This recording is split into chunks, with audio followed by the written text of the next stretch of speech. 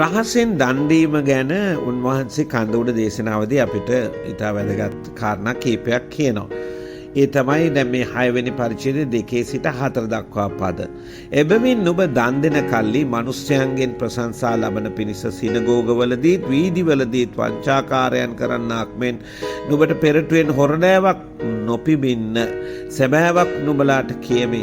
ඔවුන්ගේ විපාකය ඔවුන්ට ලැබී තිබේ. නුඹ දන් දෙන කල්හි නුඹේ දානය රහස්ව තිබෙන පිණිස නුඹේ දකුණත කරන දේ වමත නොදනීවා. එවිට රහසින් දකින නුඹේ පියාණන් වහන්සේ නුඹට විපාක දෙනසේක්වා. අද කාලේ නම් මිනිස්යන් හුඟා කැමති තමා කරන දේවල් ප්‍රසිද්ධියේ කරන්නට, ප්‍රසිද්ධියේ දෙන්නට.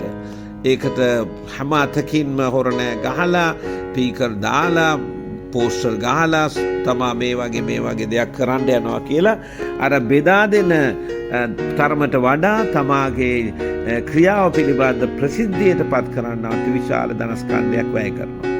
මෙතෙන්දි දෙවියන් වහන්සේට දෙන දේවල් සම්බන්ධව නෙවෙයි කතා කරන්නේ, වෙනත් අයට දෙන දන් දීම සහ සැලකීම් ගැනයි.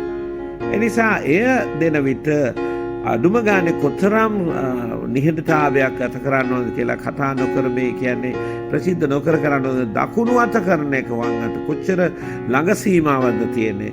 ඊතරම් තමාගේ කටයුතු කාරණාව රහසින් කරන්න කියලා කියනවා යමෙකුට යමක් උදව්වක් උපකාරයක් කරනවා නම්. එවිටයි දෙවියන් වහන්සේ විපාක දෙන්නේ. සමහරවිට අපි බොහොම ප්‍රසිද්ධිය ගන්නට පින්තූර වලට දාගෙන මේවා කටයුතු කරන්න බලනවා. හැබැයි එහෙම කරන එකට විපාකයක් ලැබෙන්නේ නැත්නම් ඒතර ප්‍රශ්නයක් තියෙනවා. නමුත් ජේසුස් වහන්සේ කියන්නේ ඔබට මට දන් දෙන කල, මිනිසුන්ට සලකන කල ඒ රහසිගතව සිට කරන්න කියලා.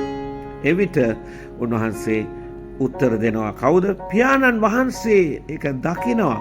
දැකලා උන්වහන්සේ අපට විපාක දෙනවා කියලා කියනවා.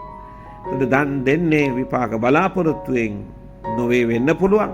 නමුත් රහසින් වුණත් ඒ දේ කරන විට දෙවියන් වහන්සේ පෙරලා විපාක ඔබට දෙනවා.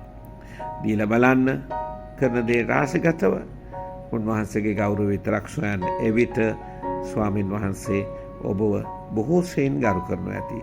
ඔබට විශාල ලෙස ආශිර්වාද ලැබේවි. ඔබට ජේසු පිටයි.